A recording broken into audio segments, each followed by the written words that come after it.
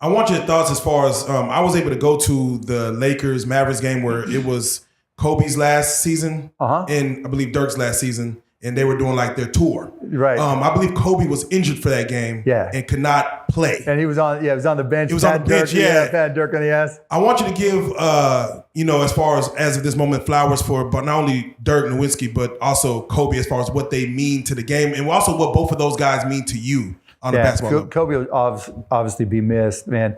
Kobe and I used to text. There were a couple years there where, he'd text me about business or something, and then we start texting about basketball and life, and it was cool. I mean, it wasn't like we were close, but just do that he might pop up and text me something, and I'll do the same.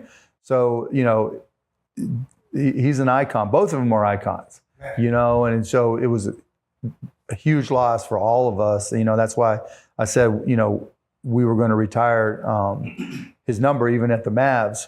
Right. But yeah, and Dirk is still my guy. Yeah, got the street named after him. Yeah, Dallas loves him. Yeah, I love Dirk to death, man. He's a good friend.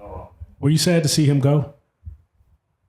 Were you sad to see Which Dirk? one? Dirk? Yeah. Oh yeah, obviously, but it was time. He knew it. His body, Father Time's undefeated, and so when your body goes, your body goes. And how excited is it to get talent like Luka to come in and like really just immedately fill the void of superstar to superstar? I would say immediately, but it was close. Yeah. They played like 1 year together, right? Yeah. But it's special, right? Because they're good friends too, and Dirk's a mentor to him, and they talk all the time. And one of the things when I first bought the Mavs, it was all new to me, right? So I was enjoying the moment, being a new owner, young, having fun. And I don't think I really took the time to appreciate just how special Dirk was on the court. And I'm not repeating that mistake with Luka. Yeah. Just watching him and just watching him play, and he just keeps on getting better and better and smarter on the court. Just the game's so easy to him. It's just insane. And you just look at him, you don't think it. And even if he was just playing pickup with him, right? You would just think, all right, big, does he play football? But boy, oh boy, that kid can play. I mean, and just shot making, timely. He's improved his free throws, his shooting, everything about his game just keeps on getting better. It's crazy. And that's on top of a guy who's already good, really good, really good. Yeah, right? What do you think the ceiling is for Luke? It seems like he's on the trajectory to win a few championships, man. Let's hope so. Your mouth to God's ears, right? We spoke other things hey. Speaking into reality. Because I really thought we had it last year. I thought we had a shot, man. You know what? I thought we were going to beat Golden State. I really did. But you could just tell that championship pedigree. They had played together longer than we had played playoff basketball together, and it paid off. They knew how to execute, and but we'll get better. Most of our squad's still together, and so all that corporate knowledge, right? The more you play together in crunch situations, the better you get. There you go.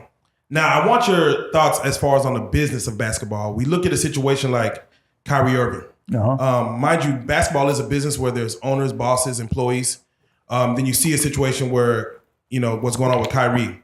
For those who might not understand at home and think that, things are supposed to go away, what is the business of basketball when it comes to ownership, bosses, employees, as far as rules and regulations? It's like any other business, If somebody says something that's racist or anti some religion, you're going to have to address it, because he's not the only person that works there.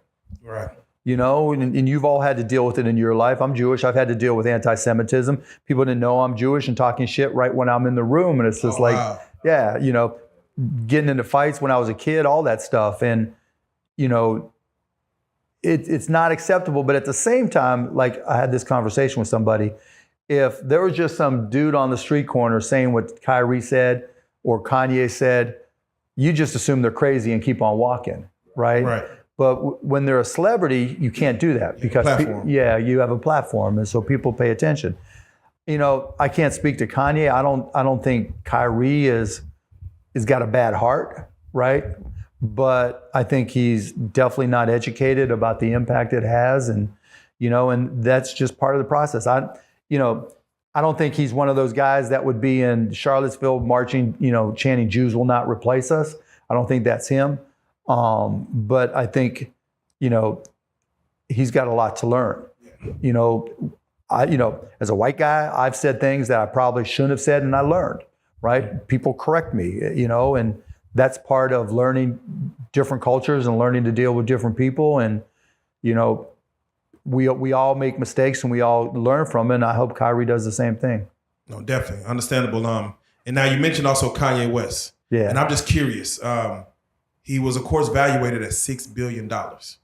And within a day, after everybody pulled their sponsorships and his branding, it equally said 400 million now he's valuated at. Is that even possible? Yeah, of course, because you set it's like Donald Trump numbers, right? right. You just start throwing about. You can make it whatever you want, Yeah, right? Right. Yeah. So unless it's cash in the bank or real value, who knows? I don't know what Kanye's worth. I have no idea.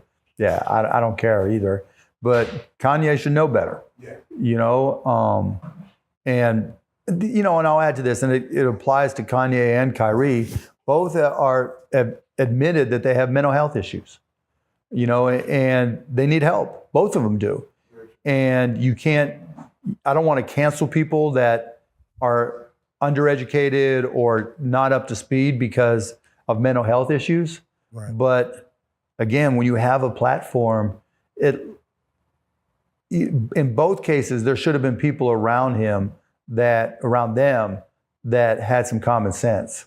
You can't say that, take that down. You can't be hurtful like that. It'd be, if it was some white dude that was celebrity saying that same shit. Right.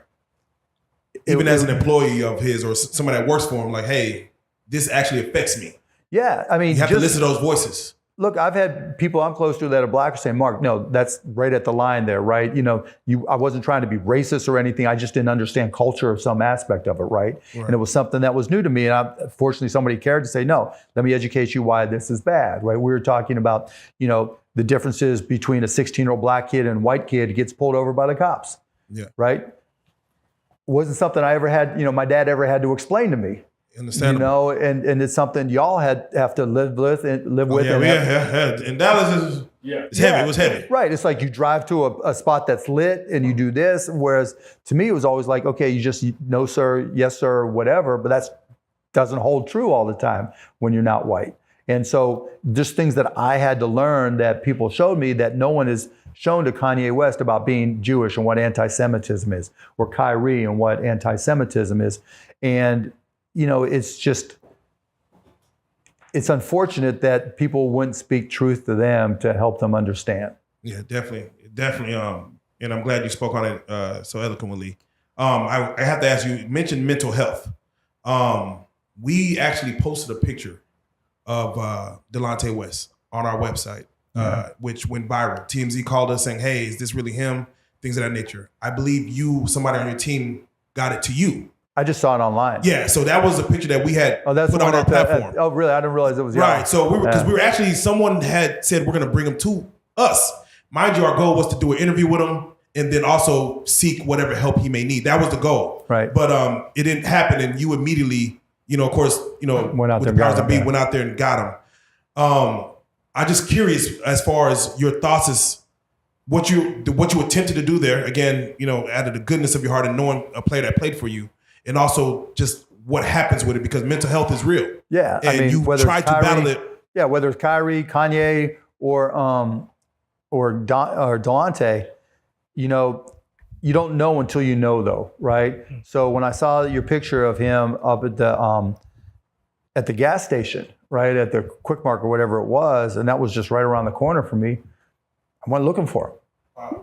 and found him, put him in my car, got him a hotel room. He got from him his mom's number, called his mom, and, she came out, and we let him sleep it off. I sat there outside the hotel room while, he tried to just sleep off whatever he was on, and tried to get him a little cleaned up. It's connected to a facility that helps with drug rehab and mental illness issues.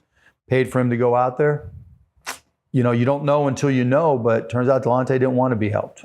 You know, Delonte's, fighting that fight, and it's not, he's not winning, and there's people who try to help him and people who enabled him and made it worse that were close to him. And I tried multiple times.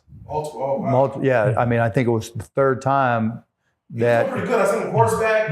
That was when I sent him. Yeah, that's when I sent him out he was there, actually going to get possibly in the big three. They were talking. Yep, talked about that too, and then went there for the initial tryouts and then no-showed. Wow. Had him lined up, no-showed. He's at that point where he wants to be Delonte on the streets as opposed to Delonte in real world, right? But mental health is a real deal, right? It's no joke. And whether, again, Kyrie said he has mental health issues and needs to take medication. Kanye said the same thing. Delonte said the same thing. And, it's just not everybody wants to be helped. And I mean, and you can't argue with them, right? I mean, talking to people, like I help my share of people who are bipolar, et cetera, and they say that medication beats the fuck out of you, right? And so, I mean, I can't argue with them, but I can only try.